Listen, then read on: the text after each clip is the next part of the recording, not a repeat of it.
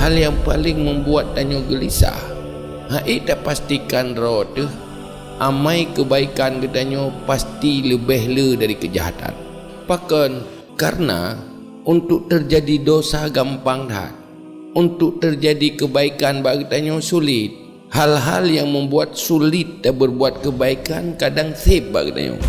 Faktor pertama ialah sulit dah berbuat kebaikan kerana hati. Tanda ji ke kebaikan hana tertarik, olehnya ke dosa hana beban bak pebut, hana temakut pi, hana je kegehan. Yang tanda hati kerah. Di saat kondisi lagi nyo ke yang membuat sulit tak perlu kebaikan berlebih le dari dosa dan kejahatan. Faktor hati nyo kerah.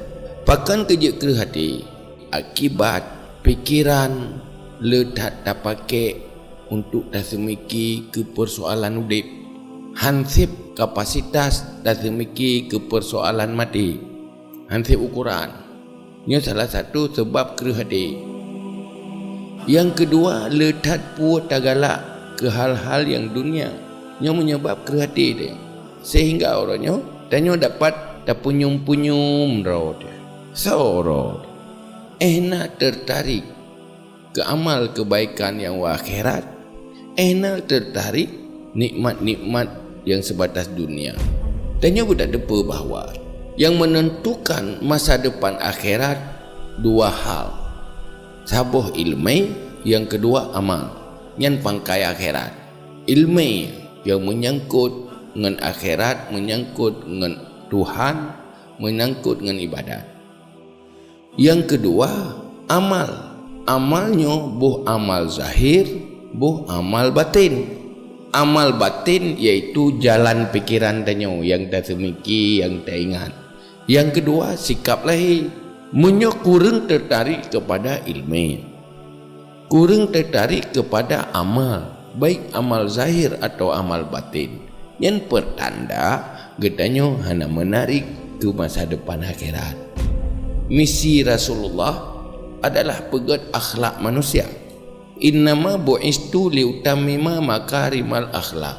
Long nu bangkit li Allah untuk bersempurna akhlak. Nyawa tega dengan innama menandakan hal yang terpenting akhlak, baik yang menyangkut hubungan dengan Allah Ta'ala atau menyangkut dengan hubungan manusia. Orangnya dia periksa harut, dia dah periksa harut, dia dipno kata udip enak ke akhlak. Memang dia tak buat high good kebaikan, tapi golom tante wadah tak buatnya akhlaknya sempurna. Menyuhana tak latihan pegat akhlak, menyuhana galak dekat akhlaknya. Imam Syafi'i dengan kehebatan keilmuan gaknya, tapi buta tepa fondasi yang paling utama leganya adalah akhlak. Sehingga pegah tu waqila li Syafi'i kaifa syahwatuka lil adab. Pakiban syahwat drone, selera drone untuk akhlak.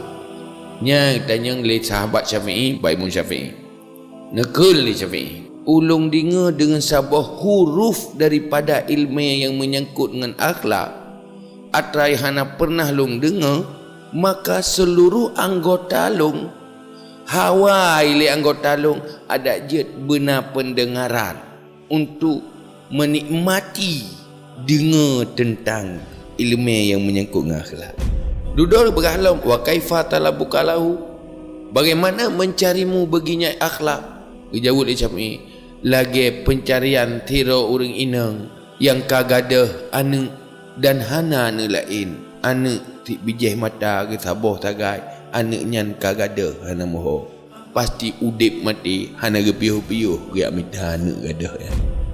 Nyan nan semangat mita ilmu tentang akhlak, sikap orang beriman dan generasi-generasi awal Islam.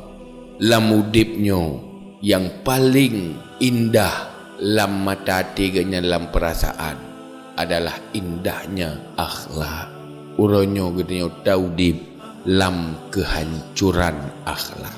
Sebab mungkin kalau lagi mau pakat danyo hanalim peremu juga akhlak ya.